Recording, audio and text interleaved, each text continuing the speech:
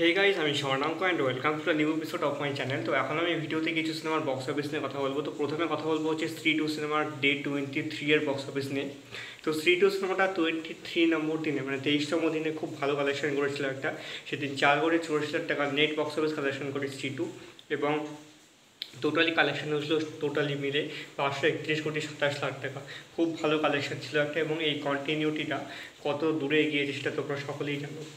এবার কথা বলবো হচ্ছে টুম্বার সিনেমার বক্স অফিস কালেকশন নিয়ে। তো টুম্বার সিনেমাটার প্রথম 9 দিনে একটা খুব সুন্দর বক্স অফিস কালেকশন করে, এবং এটা আগের যত সমস্ত রিলিজ ছিল গত আগামী 24 বছরের সব কালেকশনকে বিট করে ফেলেছে।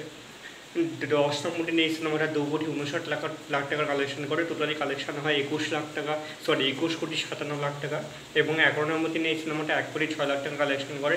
টোটালি কালেকশনকে দাঁড়ায় 22 কোটি 63 লাখ টাকা। এবং আমার মনে হচ্ছে এটা অনেক দূর পর্যন্ত এগোবে, দেখা যাক কত দূর এগোয়। তো এই ছিল আপডেট। কেমন লাগলো অবশ্যই কমেন্ট করে জানিও। ভালো লাগলে চ্যানেলটিকে সাবস্ক্রাইব করে দিও।